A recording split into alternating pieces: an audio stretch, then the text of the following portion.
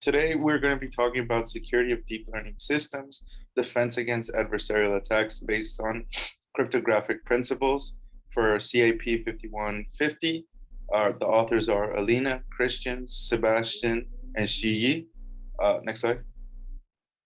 Our motivation and problem statement, we decided to go into the deep learning field because of its groundbreaking subset of machine learning, and machine learning being a subset of artificial intelligence.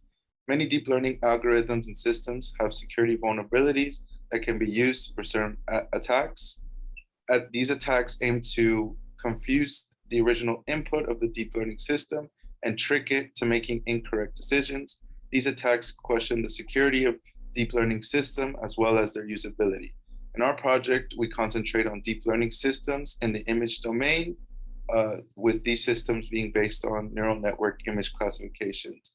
We reproduced the paper by Taran Olga, Machine Learning Through Cryptographic Glasses, Combating Adversarial Attacks by Key-Based Diversified Aggregation. Next slide. The related work we used was this 2018 paper by Taran Olga, where we focused on the second Kirchhoff cryptographic principle and how it is integrated to build a defense system. We aim to reproduce and improve the paper that uses the second Kirchhoff's cryptographic principle. The paper explores a method called KDA as a defense strategy in both gray box and black box scenarios.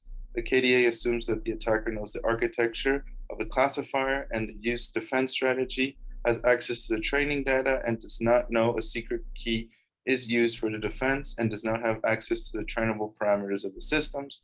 We focused these attacks on image classification system in a black box and gray box scenario. The next paper we used was Taran Olga's robustification of deep net classifiers by key-based diversified aggregation with pre-filtering. We looked at how KDA was used and how it can be used to defend against these attacks. The next two papers we looked at were Taran Olga, Machine Learning Through Cryptographic Glasses, and the Defending Against Adversarial Attacks by Randomized Diversification. In the first paper, it looks at the KDA multi-channel system in a gray box scenario, and it tested against the two attacks listed. The next paper works off all the previous papers, which was the paper we used to integrate each technique to create a single defense system in a gray and black box scenarios. Next slide. Within our approach to formulating this project, we used three different attacks to test the defense system we built. The CNW attack, which is a gradient-based attack developed by Carlini and Wagner, uses the below equation. The P&D attack proposed by Marty in 2017 as well is a variation of the FGSM attack, uses the below equation. And finally, the one pixel attack was used, which is a different evolution algorithm for attack generation. This algorithm does not assume that the objective is known. It just observes the output as a black box, and it uses the below equation. Next slide. The generalized diagram of the proposed multi-channel system with the KDA is shown on this figure, taken from the original paper. It consists of 6 main blocks. So the first we have this input image right here. It goes through the first block, which is pre-filtering basically. That returns the input image by removing high magnitude outliers made by the attacker. Then it's a pre-processing of input data by mapping the transform. Transform here can be any linear data independent mapper, such as the random projection with the dimensionality reduction or expansion. Then it goes to data independent processing, which is the orange part, that represents the randomization part that serves as a defense against gradient backpropagation. So there are actually several cases of this data independent pre-processing. It can be lossless sampling of the input image, it can be lossless permutation, and it can also be a sublog sign flipping. Then we go to the yellow block, number 4, which is the classification block that can be any classifier or ensemble of classifiers. And then we go to a purple block, which is the classifier selection with the key assumes to randomly select some outputs of classifiers out of all outputs of all pre-trained classifiers for a further aggregation. And finally, there is an aggregation block that can be represented by any operation, for example, a simple summation to learnable operators adapted to the data or particular adversarial attack.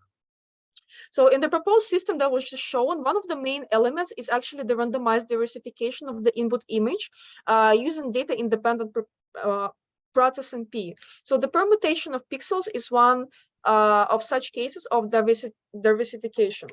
So as we can see, an image can be split into overlapping and non-overlapping subbands of different sizes and positions that we kept secret. So so there are 4 non-overlapping fixed subbands of the same size. L, which is top left, which represents low frequencies of the image, V vertical, H horizontal, and D diagonal subbands as shown on the picture. In this paper, the authors considered the following attack scenarios. So gray box transferability attacks from a single channel model to a multi-channel model tested on C and W attack with constraints on 2, 0, and infinite norms, and the PGD attack.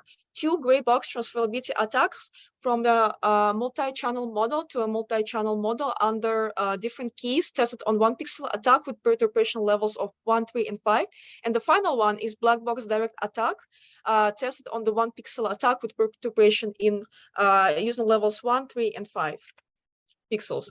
So the training and attack of 1 pixel includes the following. So we trained 2 models, 2 baseline vanilla models, and also those models served as a base for KDA methods, which are VG16 and ResNet 18. We took 3 data sets to train these models. On first one is CFAR10 of 50,000 color images with 10 classes. Then it goes IMNIST, which is a handwritten digit data set with 10 classes, 60,000 training and 10,000 testing grayscale images. And the last one is Fashion MNIST, which includes 60,000 of grayscale images with 10 classes.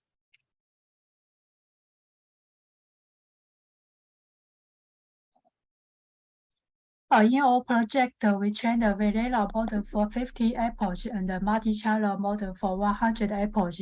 And here is the parameter configuration, like training learning rate, weak decay, and batch size. Next, please. In our model, we attacked our training models with parameter alpha equal 0.5 and the step size equal 0.01. And the model of GPU used in our training procedure is RTX and GTX. Next step, please. Here is the adversarial example for each dataset. The left is the original image, and the middle is the adversarial image example, and the right is the absolute value of adversarial perturbation. We can see the difference between the 3 series of images. Next, please. This is the result of key-based aggregation validation accuracy during the training of VGG16. The letter DHV are the subband in our dataset, and the number next to subband, like 1, 2, 3, is the key-based flipping loss permutation. You can see the average accuracy is above 16%. Next, please. We also do our training on the dataset RESNET 1818. Here is the validation accuracy on this dataset RESNET 18. Next, please. Here is the classification error on the first 1,000 test sample CAFAR10 for the green box white pixel transferability attacked from the multi-channel model under the different key. Next, please. This is the result of the classification error on the first 100 CIFAR10 test sample for the direct black box white pixel attacks. Next. So these are the classifications for the first 1,000 test samples for the multi-channel system against the direct black box 1 pixel attacks with randomly selected channels. Next slide, please. These are the test samples for the gray box C and W transferability attacks from the single channel model to multi-channel model. Next slide, please. Here's the gray box for PGD transferability attacks from single channel model to multi-channel model with randomly selected channels. Next slide, please.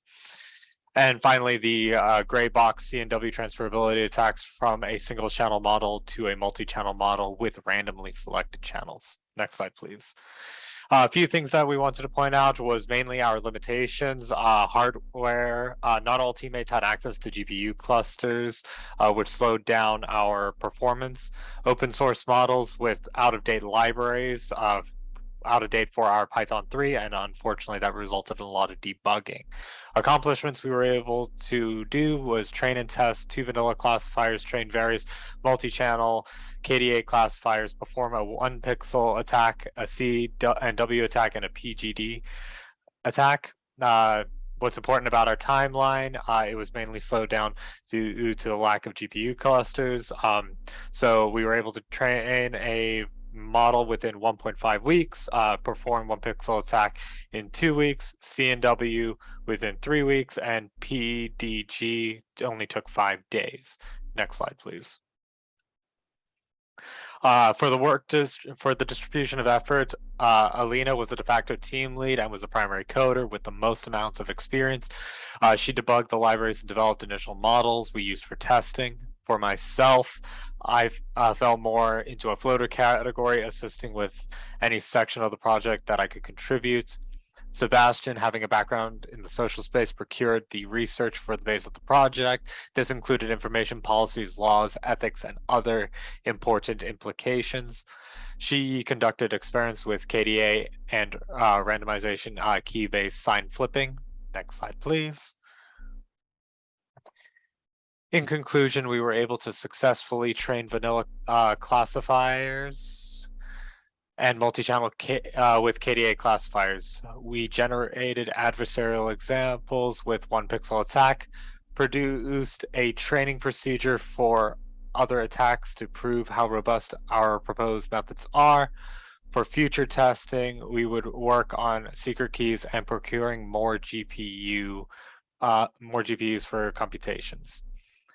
And that is the end of our presentation. Thank you for listening.